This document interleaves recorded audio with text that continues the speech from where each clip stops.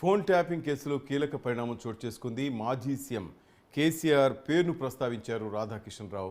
కేసీఆర్కు ఇబ్బంది లేకుండా ఉండేందుకే ట్యాపింగ్ను ఒక టూల్గా వాడుకున్నామని, కేసీఆర్ ఆదేశాలతోనే ట్యాపింగ్ చేశామని రాధాకిషన్ రావు చెప్పినట్టు తెలుస్తోంది. ప్రభాకర్ రావు, ప్రణీత్ రావు ద్వారా సమాచారం తెలుసుకుని ప్రముఖులపై నిఘా పెట్టామని రాధాకిషన్ రావు వెల్లడించినట్టు తెలుస్తుంది. దీనికి సంబంధించి మన అప్డేట్స్ మా క్రైమ్ బ్యూరో చీఫ్ కృష్ణ తెలుసుకున్నాం.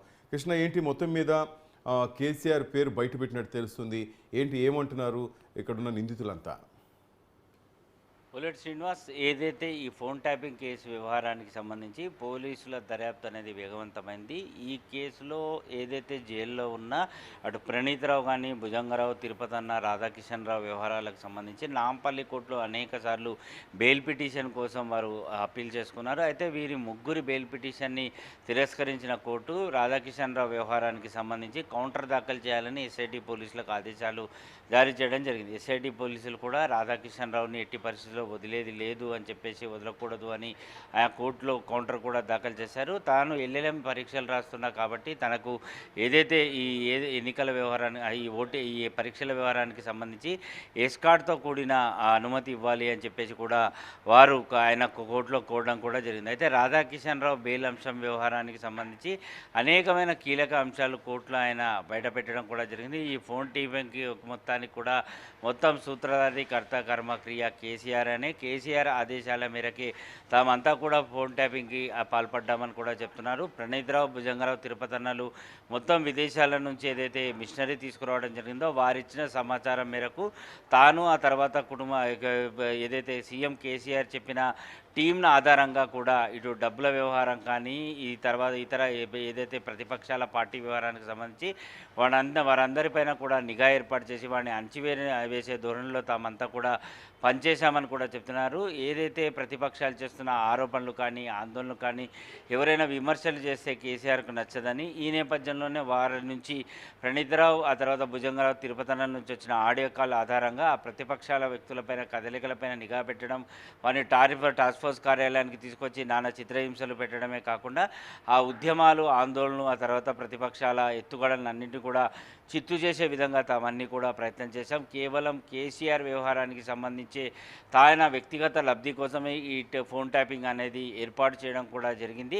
ఇదంతా కూడా ఒక టూల్గా పనిచేయడం కూడా జరిగింది. కేసీఆర్ ఎన్నుకున్న వ్యక్తులందరం కలిసి ఒక టీమ్గా ఏర్పడి ఎవరికీ అనుమానం రాకుండా ఆ వాట్సాప్ కాల్ ద్వారా సోషల్ మీడియాలో సమాచారం అందించుకుంటూ వాట్సాప్ కాల్ ద్వారా తామంతా ఎప్పటికప్పుడు సమాచారాన్ని చేరవేయడం, అలాగే ఓ ఎమ్మెల్సీకి సంబంధించిన గెస్ట్ హౌస్లో తరచుగా కలుసుకుంటూ ఈ విషయాలన్నింటినీ కూడా తెలియజేసే ప్రయత్నం చేస్తున్నాం. ఇక ఏదైతే ఈ మిగతా వ్యక్తులు అంటే ఎవరైతే ఈ హవాలా డబ్బులు తీసుకువెళ్తారో ఆ వ్యాపారస్తులను బెదిరించడం, ఆ డబ్బులన్నింటినీ కూడా టాస్క్ ఫోర్స్ వాహనాల్లో ఫామ్ హౌస్కి తరలించడం కూడా జరిగింది అని చెప్పి కోర్టులో ఆయన మొత్తం రాధాకిషన్ రావు ఆ విషయాలన్నిటి కూడా ఏదైతే వెల్లడించడం జరిగింది. ఇప్పటి వరకు ఏదైతే ఇద్దరు మాజీ మంత్రులు, ఓ బీఆర్ఎస్ పార్టీకి అధినేత అని ఒక ఎమ్మెల్సీ ప్రమేయం ఉందని చెప్పి ఏదైతే అనుకుంటూ వస్తారో, ఎప్పుడైతే రాధాకిషన్ రావు బెయిల్ అప్పీల్ వ్యవహారానికి సంబంధించి మొత్తం కేసీఆర్ వ్యవహారమే అనే విషయం బయటపెట్టడంతో ఈ వ్యవహారం అంతా మరో మలుపు తిరిగినట్లయింది.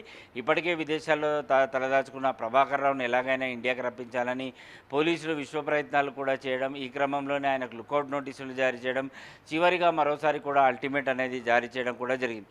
ఒకవేళ ప్రభాకర్ రావు రాని పక్షంలో ఆయన ఎలా ఇండియాకి రప్పించాలి అన్న ఉద్దేశం పైన లీగల్ టీమ్ తోటి పోలీసులు భేటీ అయ్యారు. ఎప్పుడైతే కేసీఆర్ విషయం బయటికి రావడం, కేసీఆర్ ఈ విషయం మొత్తం అంటే ఫోన్ ట్యాపింగ్ మొత్తం సూత్రధారి, ఇదంతా కూడా కర్త, కర్మ, క్రియ మొత్తం కేసీఆర్ అని రాధాకిషన్ రావు వెల్లడించడంతో ఇటు లీగల్ టీంలతోటి న్యాయ నిపుణులతోటి సూచనలు, సలహాలు కూడా తీసుకున్నారు.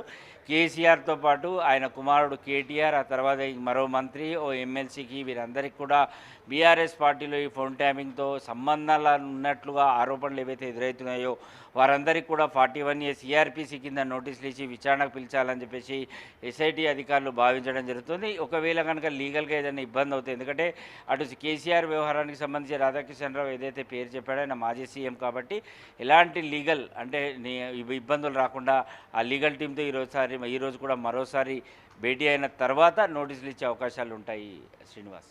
రైట్. కేసీఆర్తో పాటు మళ్ళీ ఇంకెవరెవరి పేర్లు బయటకు వచ్చి వెలుగులోకి వచ్చే అవకాశం కనిపిస్తుంది? ఎప్పటికీ దీనికి సంబంధించి పూర్తి డీటెయిల్స్ అంటే ఎన్నికల నేపథ్యంలో గవర్నమెంట్ కానీ వీళ్ళు బయట పెట్టలేదు. ఎప్పటికీ ఇది ఒక విధంగా ఈ కేసుకు సంబంధించి పూర్తి వివరాలు బయటకు వచ్చే అవకాశం ఉంది కృష్ణ?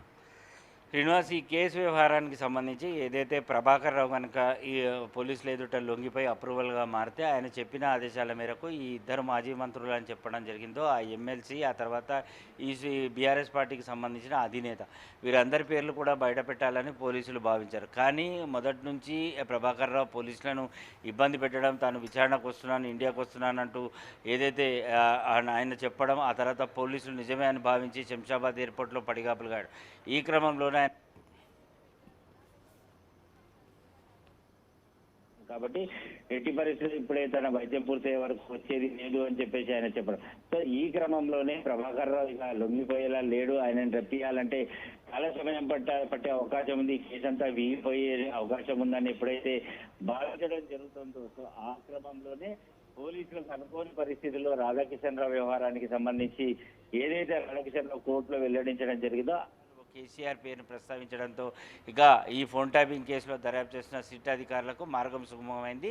సో ఇక కేసీఆర్ వ్యవహారం, ఆ తర్వాత ఆ పార్టీ ఆయన వెనకాల ఉన్న మొత్తం పార్టీకి సంబంధించిన అధినేతలు కానీ నాయకులు కానీ వారందరికీ కూడా నోటీసులు ఇచ్చేందుకు సిట్ అధికారులు సిద్ధం అవ్వడం జరిగింది. Srinivas. Right. Thank you Krishna.